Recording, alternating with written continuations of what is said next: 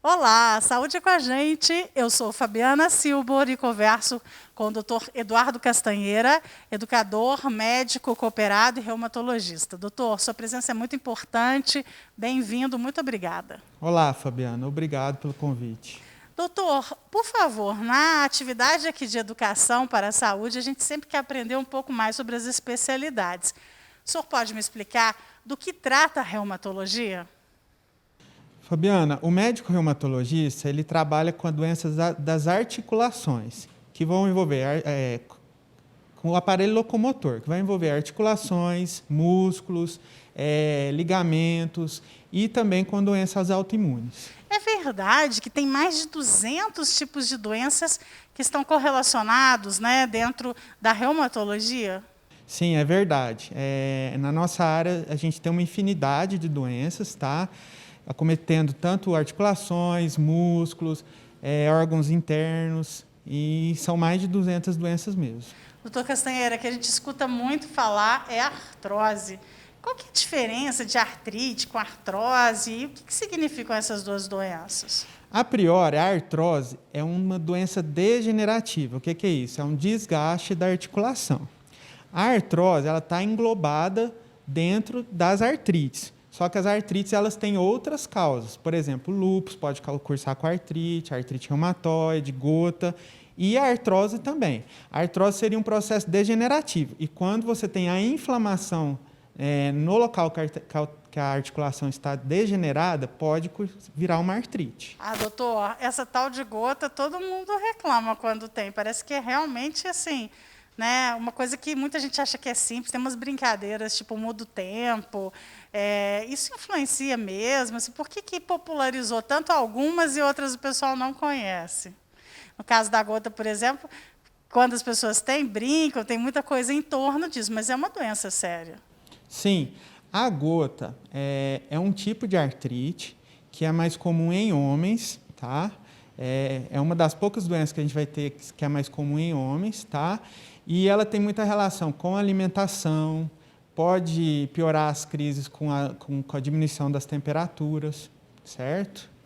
Então, quer dizer que essa questão da temperatura é verdade mesmo, porque às vezes as pessoas pensam, quem tem, né, artrite, artrose reclama com a mudança de tempos, fica muito frio, e aí as pessoas falam, reclama porque é uma mania de reclamar mesmo. Mas pode ter mesmo essa sensação de dor mais forte. Sim, o frio ou calor não é uma causa que vai desencadear a doença, porém, ele pode piorar os sintomas de alguém que já tem a doença. No caso, por exemplo, o frio, você vai ter mais uma contratura na musculatura, nos tendões, e isso pode piorar os sintomas da doença, mas não desencadear a doença. Que bacana, doutor. A gente está aprendendo muito, porque é importante. Quanto mais a gente souber, mais a gente tem novos hábitos também. Por gentileza, o que é lúpus? O lúpus, Fabiana, é uma doença autoimune. O que é isso? Por algum mecanismo que a gente ainda não sabe, o paciente começa a desenvolver uma imunidade contra ele mesmo. No caso do lúpus, a gente pode ter o lúpus cutâneo e a gente pode ter o lúpus sistêmico. O cutâneo ele vai estar mais limitado à pele. Agora, o lúpus sistêmico, além da pele, a gente pode ter acometimento de outros órgãos, como o cérebro, o coração, o pulmão. Então, trata-se de uma doença um pouquinho mais grave. Doutor, a gente sempre fala da quantidade de automedicação no Brasil, dos riscos, mas o campeão sempre são, junto com outros dois aí, né? Um dos campeões é o uso de anti-inflamatórios. São esses remédios que fazem, muitas vezes, um consumo exagerado. E a gente sabe que, nesses casos de dores, as pessoas, às vezes, tomam atitudes que podem ser prejudiciais a elas mesmas. Então, quais são os riscos do uso indiscriminado dos anti-inflamatórios? Sim, o anti-inflamatório é uma medicação muito usada na reumatologia. Porém, ela não pode ter um uso indiscriminado. Por quê? O uso prolongado dessa medicação pode acometer principalmente o trato gastrointestinal, levando a gastrites, úlceras, sangramentos intestinais. Além disso, pode acometer o rim quando tem uso prolongado, levando à insuficiência renal. Além de causar cardiopatias, alterações hepáticas que podem evoluir com quadros graves. Olá, saúde é com a gente. Comigo o doutor Eduardo Castanheira, educador, também médico cooperado e reumatologista. Doutor, muito obrigada. A gente está nesse ápice da pandemia, vivendo ainda esse momento de muitas incertezas e esperando, né, confirmações e protocolos que vão se inovando a respeito dessa doença. De que forma que o novo coronavírus também afetou as rotinas dos pacientes em tratamento das doenças reumáticas? Fabiana, na reumatologia nós temos muitos pacientes usando medicações imunossupressoras, tá? E tem sido assim falado muito nisso devido ao risco dessas medicações piorarem a infecção pelo coronavírus. Nesse caso, o paciente tem que procurar o médico, porque ele tem que ser avaliado para saber qual que é o estado clínico dele, se a doença dele está controlada ou não, para avaliar a possibilidade de continuar ou não a medicação, certo? Doutor, o que são imunossupressores? Os imunossupressores são medicações que vão agir na imunidade do paciente. Visto que na reumatologia nós temos muitas doenças que são autoimunes, eles vão mexer nessa imunidade exacerbada para tentar fazer um controle da doença. Doutor, uma outra pergunta muito recorrente é a respeito dos corticoides. O que são essas medicações?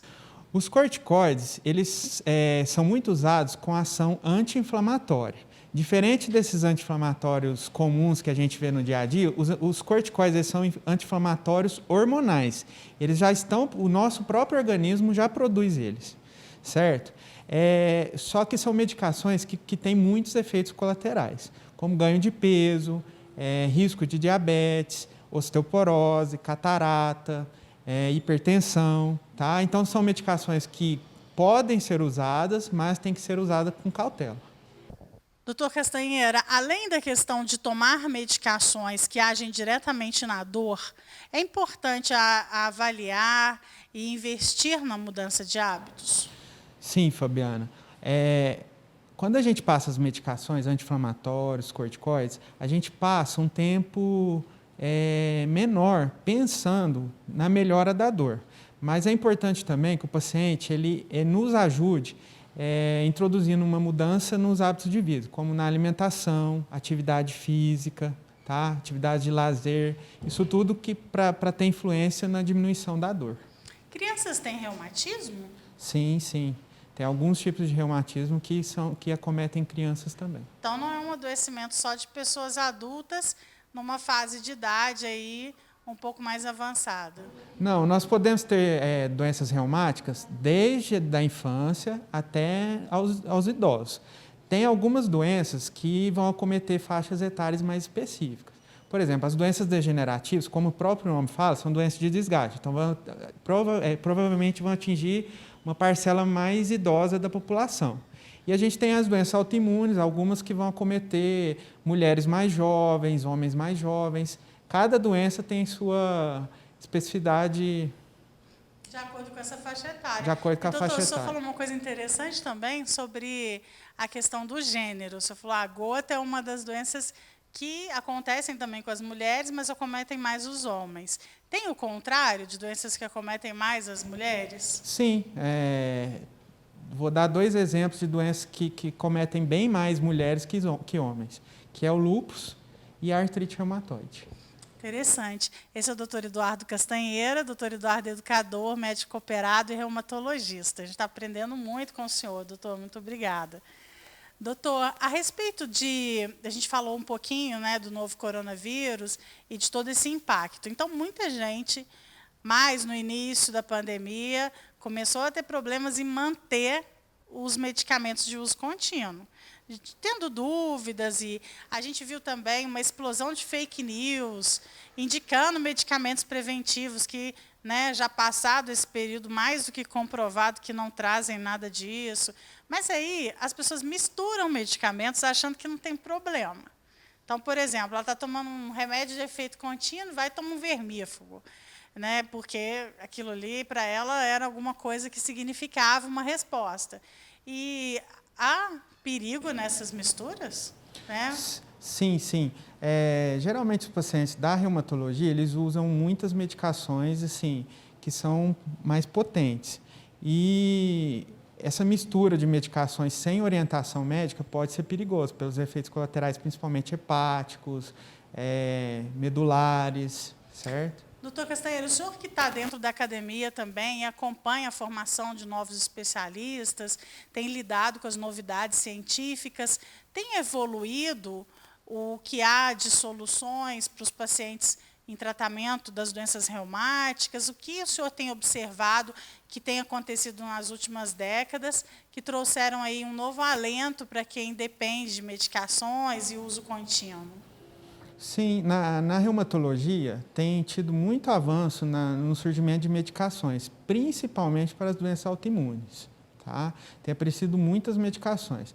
As doenças degenerativas, esse aparecimento tem sido menor, mas assim, frequentemente aparecem novas medicações. A gente sabe, doutor, que tem os condimentos aí relacionados às diversidades de vida, né? A gente tem hoje uma série de rotinas que nos levam a obrigações desde cedo até muito tarde, né? As pessoas trabalham, estudam, então tem muitas vezes dificuldade de manter uma rotina saudável. Tem os fatores genéticos também, que podem influenciar em algumas questões, mas, de uma forma geral, a gente pode prevenir, principalmente essas doenças degenerativas, se a gente tiver um pouquinho de cuidado no dia a dia, pode ajudar a envelhecer com mais saúde? Sim, com certeza. Em relação a isso, o que a gente sempre orienta é uma vida saudável, alimentação adequada, prática de atividade física, ter atividade de lazer, diminuição de estresse, isso tudo vai influenciar no aparecimento dessas doenças. Doutor Eduardo, a gente sempre ouve também as pessoas falarem: nossa, eu já estou numa idade que agora não adianta mais, né? Já devia ter pensado antes. Mas o que eu tenho observado é que a longevidade tem demonstrado cada vez mais índices onde as pessoas têm conseguido, né, viver muito mais e melhor com saúde.